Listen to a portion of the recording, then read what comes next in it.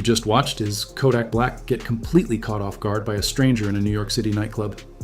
What started as a viral public kiss quickly turned into something far more confusing, because right after that moment, something unexpected happened. And now the full story is raising serious questions.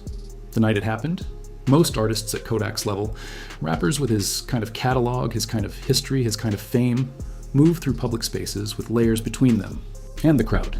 Security guards, velvet ropes, private entrances, handlers who control who gets close and for how long. There's a system that exists specifically to prevent the kind of moment that went viral on April 8th, 2026, and Kodak Black has never seemed particularly interested in that system. Kodak Black, born Bill Capri, raised in the Golden Acres housing projects in Pompano Beach, Florida, has always been that rapper who stays low to the ground. He moves through clubs like he belongs in the room, not above it. He vibes with the crowd. He lets people get close. He shakes hands and takes pictures and laughs with strangers and gets into the full energy of wherever he is, like he is just another person who showed up that night, even when he is absolutely the reason the whole room is alive in the first place. That accessibility is not an accident. It is baked into who he is as a person and as an artist. And it is also, as this story is about to remind everyone, a setup for moments exactly like this one. So, when Kodak appeared at a nightclub in New York City around April 8th, 2026, nobody in that room found it alarming that fans were within arm's reach of him. That is just how a Kodak Black night goes. That is the unspoken agreement between him and the people who come out to see him. You get close, he stays close, and most of the time, nothing happens most of the time. That particular week, in New York had already been good to him. He performed at the April Fool's Comedy Jam at Barclays Center on April 4th.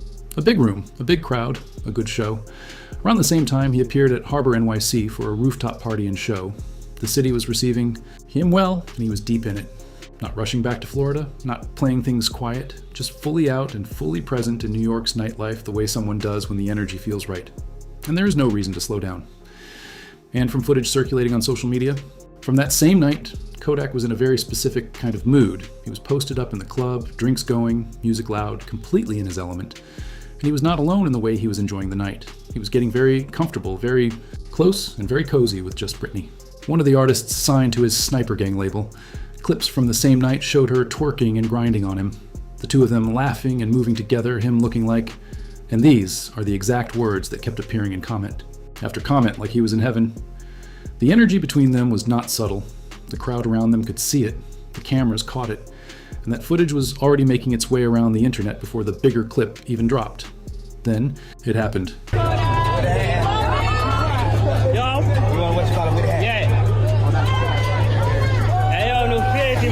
Someone in that club, someone who saw their moment and decided to take it without stopping to think about what came after, walked up to Kodak fast, bold, and with absolutely zero hesitation, and planted a kiss on him right there in the middle of the room in front of everyone, on someone's phone camera, on the record.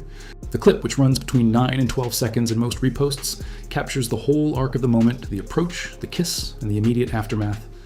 And what it shows in those few seconds is Kodak Black looking as genuinely caught off guard as he has ever looked on camera. His face in the aftermath is the face of a man who is trying to rapidly process something his brain did not prepare for. Wide eyes, a quick turn, a look that viewers on every platform described the same way, no matter where they saw it, using the same words in the comments as if they had all rehearsed it. Wait a damn minute. He did not push the fan away. He did not grab security. He did not make a scene, raise his voice, or do anything that would turn a weird moment into a dangerous one. He did what Kodak Black almost always does when fans cross into his personal space in a live setting. He let the moment breathe, processed it quietly, and then kept moving. No escalation, no confrontation, just the look on his face doing all. The talking that needed to be done. The clip exploded on April 8th through the pages that move hip-hop content faster than any traditional media outlet. World Star Hip Hop, my mixtape, Hip Hop Ties, Drizzy Inspiration. Within hours of going up, every single repost had comment sections that people were describing with one word over and over again. Messy. And here's the thing. The reason those comments were messy was not really about Kodak. It was not about the kiss itself, or the boldness of the move, or even what it said about fan culture in 2026. The reason every comment section on every platform turned into a full-on debate was the fan. Specifically, who the fan was and what people thought they were seeing when they looked at them. The fan who kissed Kodak has not been identified by name in any public report as of April 9th, 2026. No outlet tracked them down. No social media handle surfaced. No follow-up interview was given. No one claiming to be the fan has spoken publicly. The person appears to have been a completely anonymous clubgoer who spotted Kodak, made a move, and then disappeared back into the crowd as though it never happened, leaving the internet to argue about the footage without a single piece of additional context to work with. Comments like, "That's a Sergi," started appearing. Then "Ladyboy," then "That's a dude," then the counter-arguments calling people out for reaching, pointing to the fans' overall look, arguing that people see what they want to see. Then the memes, then the confusion emojis, then the quote reposts, with captions designed to get more people into the conversation. WorldStar titled their upload with the phrase, "The internet's confused because that is exactly what the internet was." And that framing was the accelerant. People who had not seen the clip clicked just to figure out what the confusion was about. People who had already seen it came back to the comments to weigh in on the debate. It became one of those rare, viral moments where the original event matters less than the argument it generates, and the argument just keeps feeding itself. The pattern. If you have followed Kodak Black's career for any stretch of time, even loosely, even from a distance, you already understand that what happened in that New York City club on April 8th, 2026 was not a random, unprecedented event. It was a chapter in a book that has been writing itself for years, a book full of fans who got too close, moments that got too weird, and Kodak responding with the same energy every time, awkward, unbothered, and somehow still standing at the end of it. His accessibility is the root of all of it. Most rappers at his level have figured out by now that the easiest way to avoid chaotic fan situations is to create physical and social distance. Make yourself hard to reach. Let the mystique do the work. Let security be the wall between you and the crowd. Kodak has never operated that way, and it shows in every single one of these clips. He moves through shows and clubs and public spaces like someone who genuinely wants to be in the middle of the energy rather than above it. And when you do that consistently over years across cities and venues and countries, you accumulate stories. Some of them are funny, some of them are wild, and at least one of them is genuinely difficult to watch. Let us start at the top, the one that still lives rentré in the memories of everyone who saw it, the one that in 2026 remains the single, most chaotic and explicitly physical fan encounter ever captured on camera involving this man. September 2022, the Bahamas. Again, this one had a completely different energy, much less chaotic, much warmer, but it showed the same fundamental dynamic at work. Kodak was not at a show or an event. He was walking to the beach with a group of friends on what looked and felt like a casual vacation day when a blonde woman spotted him from nearby. She did not hesitate. She did not stand at a distance debating whether to approach. She walked directly up to him, caressed the back of his head with her hand, and pulled him into a deep, full-body embrace, pressing herself entirely against him, in a way that blurred the line between a hug and something else entirely. Then she stepped back, just enough to grab his face in her hands and look at him and say exactly what was on her mind. "I don't know if you're with a girlfriend, but I wanted to kiss you." And then she kissed him on the cheek. After that, she jumped around screaming. She turned to her friends and announced what had just happened. She came back and hugged him again, kissed his cheek a second time, told him she loved him, and ran off. Kodak hugged her back the whole time. He said, "I love you too," when she said it first, and then he posted the clip himself on his Instagram stories, describing the whole thing as pure, touchy-feely love. No embarrassment, no discomfort visible in his face. Just Kodak being Kodak, letting fans into his space and treating the moment like something worth sharing with the world rather than something to be quietly moved past. Then there's the 2024 stage proposal. A fan at a show in California got on her knees during his performance and proposed marriage to him. She was not joking. She was fully committed to the bit, or maybe it was not a bit at all. The energy read is genuine. Kodak played along with it in the moment, nodding to his own lyrics and letting the crowd absorb the scene, which gave everyone what they came for without making the fan feel rejected or embarrassed. Nothing developed from it. It ended the way. Those things always end. Clip circulates. People talk about it for a few days, then the next thing happens and it gets replaced, but it lives in the catalog of these moments that define how he and his fans interact. The club and stage patterns that run across every year of his career tell the same story in smaller doses. Multiple clips show fans and sometimes people in his own circle twerking and grinding on him at shows, after parties, box suites, and nightclubs. Some of that footage is so close and so physical that commenters consistently describe it with the same phrase, "They look like they're getting it on right there." He pulls fans on stage for extended dances that stretch well beyond what a typical concert moment would look like. He signs autographs for so long and so personally that one session at a meet and greet lasted a full 5 minutes for a single fan getting her shirt signed. A prolonged, intimate interaction that somehow became its own viral clip in the weirdest fan moment category. And then there is the clip, brief, bizarre, and completely without context, where Kodak dug in his nose and wiped it on a fan's head. That is a sentence that exists in the world now, and we are all going to have to just accept that and move forward. The through line in all of these moments is the same thing. Kodak does not manage distance. He never has. And so fans emboldened by his energy, emboldened by his accessibility, emboldened by the fact that the last person who walked up on him did not get pushed away, keep coming. And most of these moments stay in the meme-worthy and funny category, rather than escalating into anything that requires a serious response. But they pile up year after year, city after city, show after show, they pile up. And the April 8th NYC Kiss is just the newest addition to a list that was already long and only keeps growing.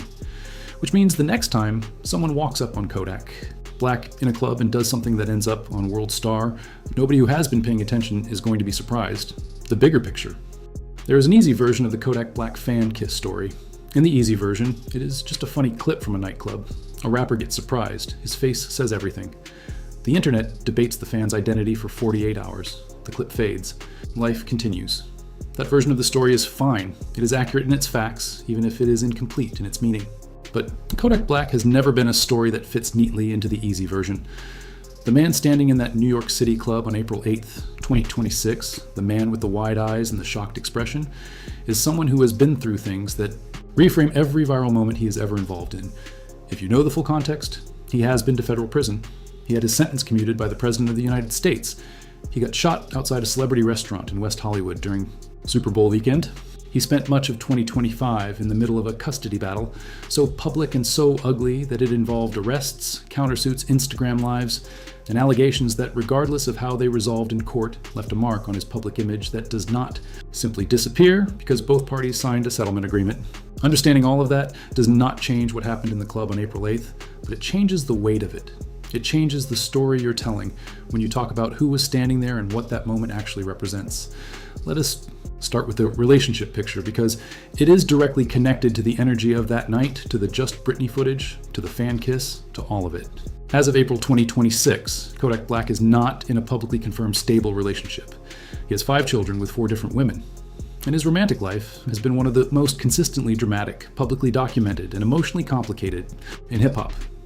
Not because he engineered it that way for attention, but because the circumstances of his life keep producing real and serious situations that find their way onto the internet, regardless of whether he wants them there. His longest and most turbulent connection has been with Miranda Johnson, a realtor and reality television personality from Wags to Riches, who entered his life around 2017 and has been on and off with him ever since. They share 2 children together, a daughter named Queen Yuri and a son. For years, the relationship cycled through breakups and reconciliations, staying relatively out of the headlines, except for the occasional social media hint that something was either good or wrong between them. Then 2025 arrived, and the whole thing collapsed in front of everyone. In February 2025, Miranda filed for emergency custody, leveling a set of accusations against Kodak that included domestic violence, chronic absence as a father, and failure to pay child support that reflected the actual financial reality of his life and income. She cited Florida's Grayson's Law, a statute that requires courts to weigh prior domestic violence when making custody decisions, as the legal basis for the emergency filing. She also alleged that Kodak and his mother had taken their son without informing her and told her she would never see him again. The details in the filings were specific and serious, and they hit the internet hard. Kodak's legal team answered back immediately. They called the claims a money grab and filed countersuits for defamation and vehicle damage after Miranda allegedly smashed the windshields of several of his luxury cars. Both sides were in court. Both sides were making arguments, and the whole thing was playing out in public through court filings, social media posts, and tabloid coverage in a way that gave everyone watching a front row seat to a genuinely painful situation. Meanwhile, Miranda was arrested multiple times in 2025 in connection with events that circled the same drama. A brawl at their daughter, Queen Yuri's birthday party that reportedly involved other mothers of Kodak's children, a separate nightclub, altercation that resulted in battery and criminal mischief charges, and a courthouse incident that added its own charges to the pile. The baby mama drama was not contained to one household or one relationship. It was spread across multiple women, multiple children, and multiple legal proceedings happening simultaneously. They settled in September 2025. A parenting plan was agreed upon. The lawsuits on both sides were dismissed. Miranda is now consistently referred to in coverage as his ex-girlfriend. Legally, that chapter is closed.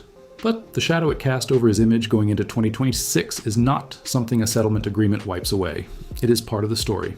Now, before Miranda, there was Mellow Rex, an influencer and rapper he was engaged to around 2021, whose split from him was messy and unresolved enough that the feud reignited in 2025 when she collaborated with NBA YoungBoy after Kodak dissed YB publicly.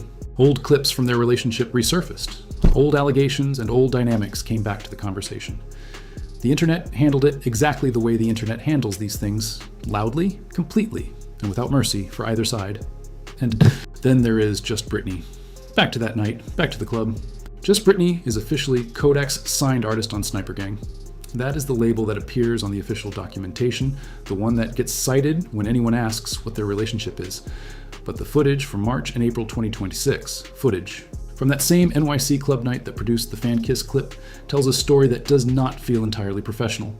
Her twerking on him smiling with an energy that people online keep calling in heaven, the two of them taking shots, being physically close, radiating a kind of warmth that goes beyond what most people associate with the label executive and his artist. Commenters kept describing her as Kodak's new girlfriend, regardless of the official story. And Kodak himself has said in past interviews that the line between professional and personal with the women he signs to his label is not always a clear one. Nothing about Just Britney is confirmed beyond the professional arrangement, but nothing about the footage looks strictly professional either, and the internet has made its own conclusions without waiting for an official statement. Now, the legal history, because it is impossible to tell the full Kodak Black story without going there. His troubles with the law started in October 2015 when he was 18 years old, accused of forcing people into a vehicle at gunpoint in Pompo Beach after suspecting them of breaking into his home. Charges included robbery, battery, kidnapping, and false imprisonment. It was the beginning of a relationship with the criminal justice system that would define the next decade of his life as much as any album or hit record. In February 2016, a young woman accused him of sexual assault at a hotel in Florence, South Carolina, after a show. The charge was first-degree criminal sexual conduct, the most serious level of the offense under South Carolina law, carrying up to 30 years in prison. The case moved through the legal system slowly and painfully for 5 years.